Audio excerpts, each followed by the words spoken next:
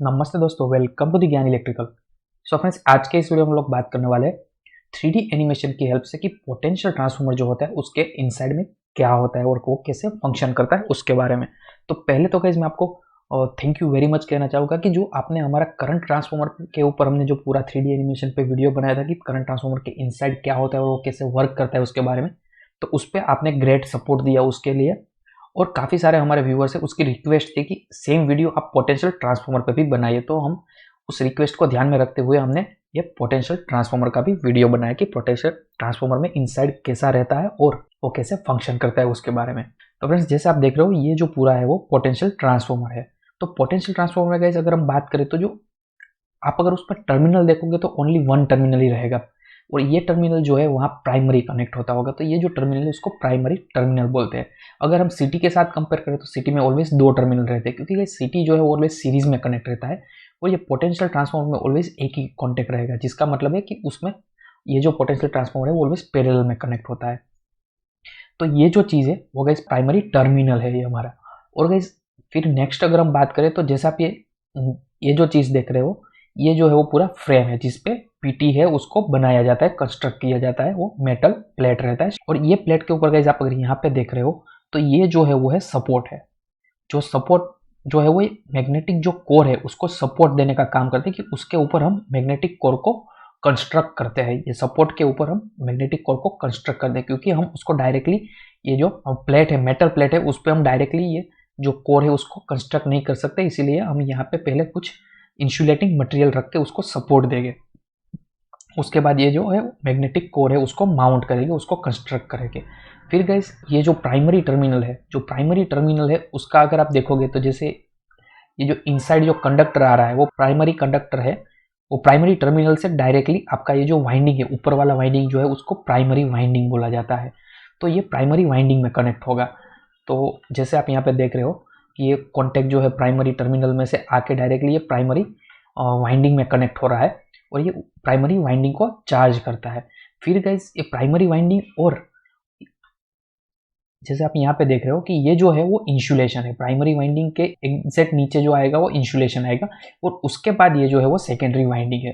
That means कि ये जो ट्रांसफार्मर की जो कोर है, पीटी की जो कोर है, उसके ऊपर पहले सेकेंडरी वाइंडिंग वाउंड होगा, उसके बाद उसके ऊपर इंसुलेशन आएगा और उसके बाद उसके ऊपर प्राइमरी वाइंडिंग आएगा और प्राइमरी वाइंडिंग है वो डायरेक्टली कनेक्ट होता होगा यहाँ प्राइमरी टर्मिनल पे।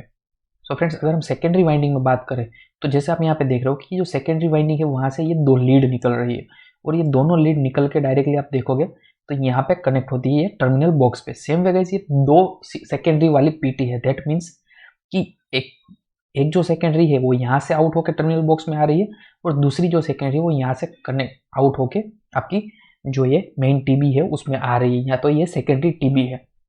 अब चलो फंक्शन समझते हैं कि ये जो सीटी है वो वर्क कैसा करता है। प्लस गाइस एक अगर हम बात करें तो यहाँ पे ये जो है वो अर्थिंग पॉइंट दिया है जहाँ पे अर्थिंग कनेक्ट करते हैं हम। तो आई होप गाइस आप समझ गए कि सीटी का जो मेन जो कंस्ट्रक्शन है वो ये प्राइमरी टर्मिनल है, उसके बाद प्राइमरी वाइंडिंग है, उसके बाद ये प्राइमरी वाइंडिंग है, उसके बाद इंसुलेशन, सेकेंडरी वाइंडिंग और ये सेकेंडरी आउट। प्लस गाइस ये पूरा माउंट होता है ये मैग्नेटिक कोर पे। तो ये हुआ मैग्नेटिक कोर और ये हमारा हुआ secondary terminal block. So suppose friend कि ये जो है वो हमारा आर फेज है, जो 11 केवी का आर फेज है, आर बस है। अब ये आर फेज में कितना वोल्टेज जा रहा है वो हमें मेजर करना है, तो हम क्या करते हैं कि पीटी का यूज करते हैं। तो यहाँ पे हम आर फेज के साथ डायरेक्टली पीटी को कनेक्ट करेंगे। जैसे ही पीटी को कनेक्ट करेंगे तो क्या होगा कि पीटी के इनसाइड सप्लाई जाएगा और पीटी का प्राइमरी वाइंडिंग जो है वो एनर्जाइज होगा और जैसे ही पीटी का प्राइमरी वाइंडिंग एनर्जाइज होगा वो प्रोड्यूस करेगा मैग्नेटिक फील्ड। पीटी की जो कोर है, मैग्नेटिक कोर है, उसके अंदर फ्लक्स प्रोड्यूस होगा और उसको एनर्जाइज करेगा। और सेकेंडरी में जिस हिसाब से आपने वाउंड किया होगा, सेकेंडरी वाइंडिंग वाउंड किया होगा, उस हिसाब से ये सेकेंडरी में भी वोल्टेज इंड्यूस होगा। तो जनरली गाइस पीटी का आउटगोइंग वोल्टेज जो रहता है, पीटी का सेकेंडरी वोल्टेज रहता है वो 110 वोल्ट ही रहता है।